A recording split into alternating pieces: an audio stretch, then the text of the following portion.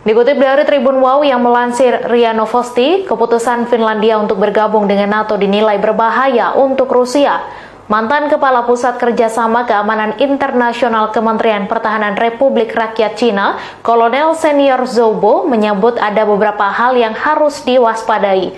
Satu di antaranya adalah kemunculan pasukan NATO di sekitar Saint Petersburg saat Finlandia bergabung. Menurut pihak Rusia, langkah ini akan mengakhiri status non-nuklir Laut Baltik. Zhou Bo meminta NATO untuk melihat posisi Rusia dalam masalah ini dengan serius. Ia menilai sepak terjang NATO yang mengaku ingin mencegah perang nuklir justru berpotensi membuat hal itu terjadi. Pernyataan ini disampaikan Ramzan Kadyrov dalam Forum Masyarakat Pengetahuan pada Rabu 18 Mei kemarin. Kadyrov sendiri dikenal sebagai pemimpin yang sangat dekat dan loyal kepada Presiden Rusia Vladimir Putin. Ia telah mengerahkan pasukan Chechnya ke Ukraina setelah Putin memulai invasi pada 24 Februari lalu. Dalam forum tersebut, Kadyrov berbicara soal kekuatan Rusia yang mulai goyah di Ukraina. Dirinya mengakui bahwa milisi Rusia telah menderita banyak korban. Dikutip dari Newsweek, pemimpin Chechnya itu menegaskan bahwa Rusia tidak berperang melawan Ukraina, melainkan NATO. NATO dan Barat disebut telah mempersenjatai Ukraina. Meski begitu, Kadyrov menilai hal tersebut sebagai tantangan dan pengalaman yang bagus. Inilah yang menjadi penyemangat untuk membuktikan bahwa Rusia tak bisa dikalahkan. Dikutip dari Tribunnews.com, selama operasi khusus, Rusia telah mengerahkan senjata canggih untuk menyerang Ukraina. Begitupun Ukraina yang juga menggunakan peralatan militer yang jitu, terlebih mendapat bantuan pasokan senjata dari negara-negara barat. Namun ada jenis senjata yang belum dikerahkan selama operasi ini, yakni senjata nuklir Rusia.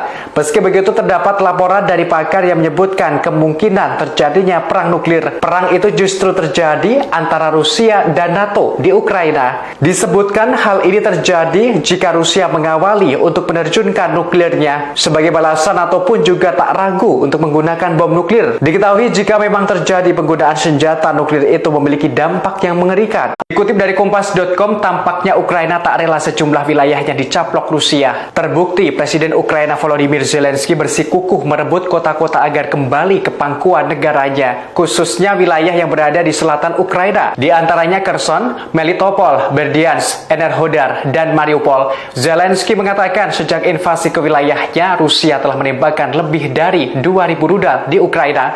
Sementara itu, terkait nasib para pejuang Ukraina di pabrik baja Azovstal, Kementerian Pertahanan Rusia angkat bicara. Ada sebanyak 771 pejuang Ukraina dari pabrik baja Azovstal di Mariupol telah menyerah, sehingga ada total 1.730 pejuang, diantaranya mengalami luka berjumlah 80 pejuang. Dalam hari ke-85 ini, seorang tentara Rusia bernama Vadim Sisimarin, 21 tahun, diadili atas perbuatannya saat penyerangan di Ukraina. Ia diadili karena telah menembak mati seorang kakek 62 tahun